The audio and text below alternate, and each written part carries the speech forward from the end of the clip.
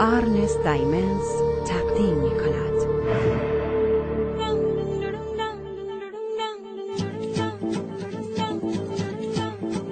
خداوند مهربان، ما را از همه بدیها دور کن.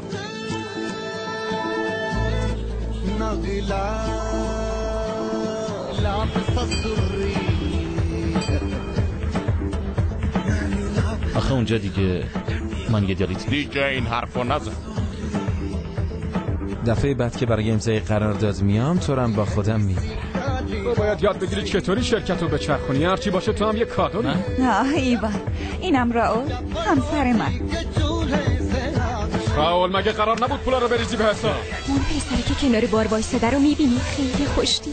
همش میگه خسته شدم از همه چی. من یه دلیت بودم با من ازدواج میکرد. حواست باشه اون دختر جوون و سر زبون نندازی. نمیتونم تو رو با خودم ببرم. تو میدونی 7 نسل گذشته اجدادت کیا هستن؟ میخوای چی کار کنی؟ میخوای جان بزنی به همه چی؟ راستش تو باعث شدی با هم آشتی کنی. خب این خیلی خوبه.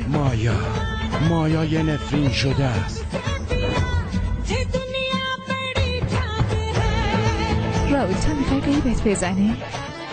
تو چی گفتی؟ نشونت میدم. میکشم کسا. میخوای یه نفر بشی مثل اون؟ نشونت میدم. خیلی پستی بیشرف. از جلوی کشم بودا یه لحظه صبر کن ببخشید. کامیلا کجا داری میری؟ میرم با پدرم زندگی کنم. کی قراره فرار کنی؟ ببینم این پیرانی راول نیست. هیچ کس نمیتونه ما رو از هم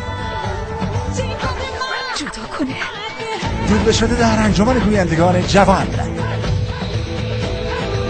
عشق و نفرت، شنبه تا چهارشنبه ساعت 23. تکرار شنبه تا چهارشنبه ساعت 17.